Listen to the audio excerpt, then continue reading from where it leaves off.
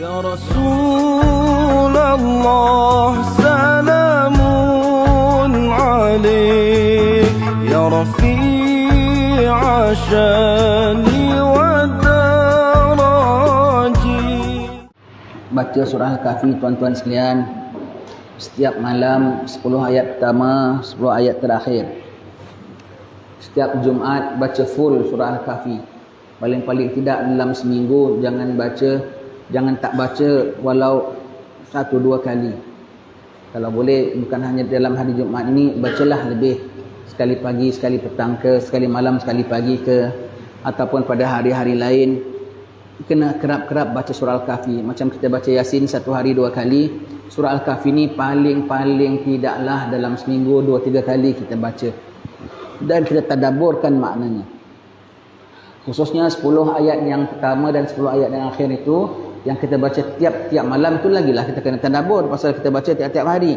Kena tadabbur maknanya, tengok konsepnya, tengok pemikirannya, tengok bahayanya. Tengok pemuda-pemuda Ashabul Kahfi ada jawatan tinggi di sisi raja mereka, tetapi kerana nak pertahankan iman, tinggal semua, tinggal. Dan tengok macam mana Allah Ta'ala bantu hamba-hambanya yang taat. Dengan apa? Dengan mudah, dengan tidur saja. Dengan dingantukkan, ditidurkan. 300 tahun tak ada orang boleh kacau mereka. Sampai kerajaan jatuh, kerajaan bangkit tukar lain, mereka masih belum bangun lagi. Begitu Allah Ta'ala dengan mudah nak kepada hambanya. Dia punya bukan masuk dalam tembok besar, dalam gua, tak ada pintu pun guanya. Tak ada pintu pun guanya. Allah boleh peliharakan selama berapa lama? 300 tahun. Allah boleh peliharakan kita pada akhir zaman nanti. Dengan cara bagaimana? Allah Ta'ala tahu bagaimana. Dan kita lihat 10 ayat yang akhir itu, Allah dan yang kita takut apabila kita baca, tuan-tuan sekalian. Qul hal nunabbiukum bil akhsarina amala.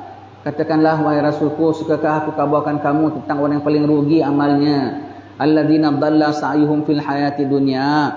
Mereka yang sesat jalannya dalam kehidupan dunia ini. Sesat, ada jalan tapi sesat. Wahum yahsabuna annahum yuhsinuna sun'a. Namun mereka menyangka merekalah paling baik apa yang mereka lakukan itu. Allah, ini kita takut kita takut akhir zaman itulah, itu namanya fitnah dajjal, itulah namanya tipu daya. Kita rasa kita baik, kita rasa yang kita buat ini baik, dan selalu kita sangka orang lain yang masuk dalam grup ini. Hati-hati, senantiasa minta sama Allah Ta'ala, senantiasa minta sama Allah Ta'ala. Janganlah ayat ini tujukan rupanya pada kita, rupanya kita sangka orang lain salah, kita sangka grup lain salah, kita sangka rupanya kita yang salah dan menyeleweng. Itu paling kita takut. Itu paling, caranya macam mana? Habis kan kita rasa kalau kita dah salah, macam mana kita nak teruskan? Kita kena belajar betul-betul daripada guru yang betul-betul, amalnya betul-betul, ikhlasnya betul-betul. Sedikit bukan kerana dunia, sedikit bukan kerana fashion, sedikit bukan kerana style. Apa pun dalam agama dia tak ada untuk tayang sikit pun sikit pun tak boleh untuk kita nak bertayang apa sikit. Biar orang tengok cantik, biar orang tengok lawa. Tolong padam orang dalam hati kita. Tolong padam orang dalam hati kita. Kita sangka kita buat baik sekali, rupanya kita paling undalla sa'yun fil hayati dunya wa hum yahsabuna annahum yuhsinuna sun'a. Sesat jalannya tapi mereka rasa mereka paling baik punya perbuatan.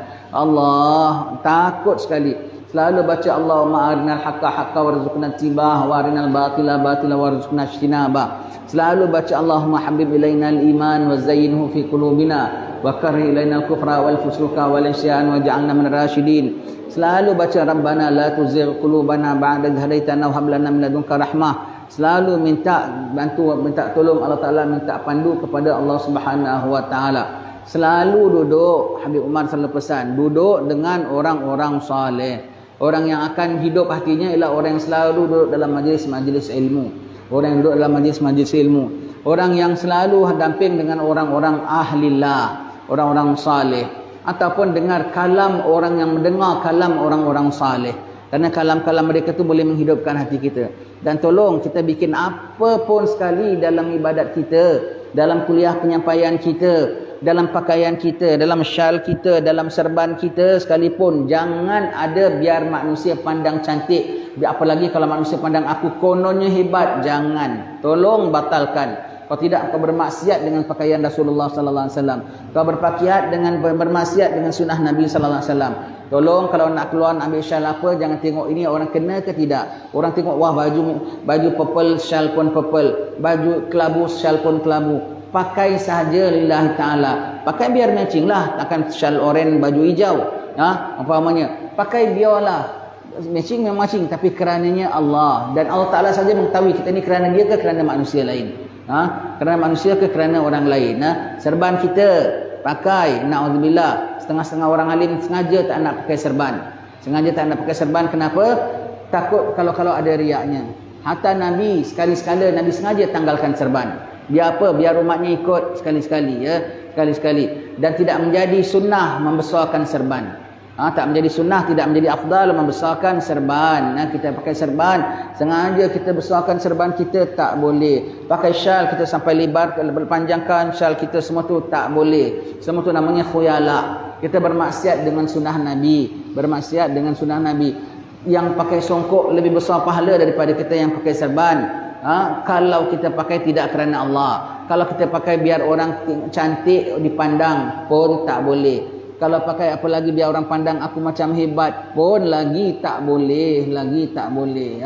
Begitu juga serba-serbi kita dalam mengajar, kita fasih-fasihkan cakap kita. Apa serba-serba itu? Takut itu semua tu konsep daripada surah Al-Kahfi. Kita sangka kita buat yang baik, tetapi rupanya kita buat yang jelek. Kita selalu kena minta tolong kepada Allah Ta'ala, kena selalu muhasabah diri, selalu hadir majlis-majlis ilmu, jadi telinga kita tu dikili, diingatkan senantiasa, kelalaian kita diletak balik, jauhnya kita diletak balik, syaitan tipunya kita disedarkan balik, senantiasa dapat panduan daripada Allah Ta'ala sendiri, bukan kita memandu diri kita sendiri. Kita minta wala takilni ila nafsi wala ila ahadin min khalqika tarfatain.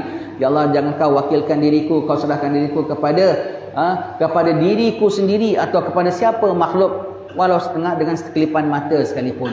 Walau sekelipan mati sekalipun, jangan Allah Taala serahkan. Decision made on our own choice, no such thing. Pilihan aku sendiri, suka aku sendiri. Apa yang Nabi suka itu aku suka. Apa yang Allah Taala suka itu aku suka. Bukan ikut suka aku. Bukan ikut suka aku, itu yang paling kita takut. Kena selalu perhatikan, baca surah Al-Kahfi 10 ayat pertama, baca 10 ayat terakhir, dan tadabbur maknanya.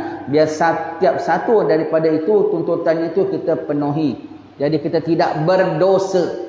Kalau tidak berdosa, na'udzubillah min zalik, nanti kita masuk hum yahsabuna annahum yuhsinuna sun'a ulaika alladziina kafaru bi ayati rabbihim wa liqa'ih fahabitat a'maluhum fala nuqimu lahum yaumal qiyamati wazna. Orang-orang itu tidak beriman dengan Allah dan juga bertemu dengannya. Dia nak bukan pahala, dia nak bukan redha Allah, dia nak hanya dunia manusia pandang saja.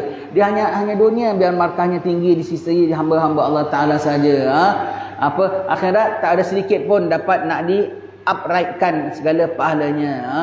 Allah mereka itu tidak beriman kepada Allah dan yaumil akhir. Kalau beriman kepada Allah, nak Allah dan yaumil akhir, tidak akan begitu sikap dan jiwanya. Zahirnya perfect. Zahirnya tak ada yang kita takut tu, zahirnya perfect. Zahirnya no one can say awak sedang buat maksiat. Zahirnya kalau kasih markah boleh dapat 99 zahirnya. Tapi dia punya batinnya tu Allah mengetahui dan kita tahu. Tolong cari apa yang kita tahu dalam hati kita tu ada.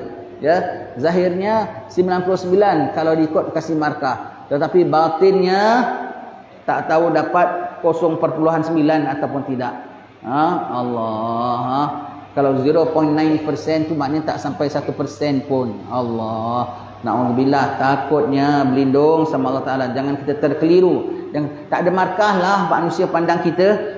Dan tak ada markah manusia pandang kita. Tak ada sikit pun kita dapat poin kalau Allah Ta'ala tak pandang kita. Tak ada markah kalau kita pandang diri kita sendiri. Lagi tak ada poin. Na'udzubillah min zalik, ya. Salawat salam tetap padamu, engkaulah sang Nabi penyejuk hatiku.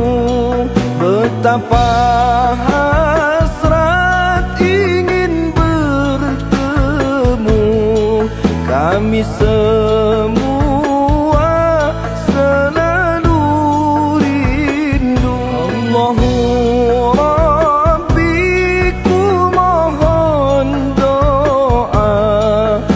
Ampuni salah dan juga dosa, jadikan kami insan yang mulia, hati yang ikhlas serta bertakwa. Kumpulkan kami dan keluarga bersama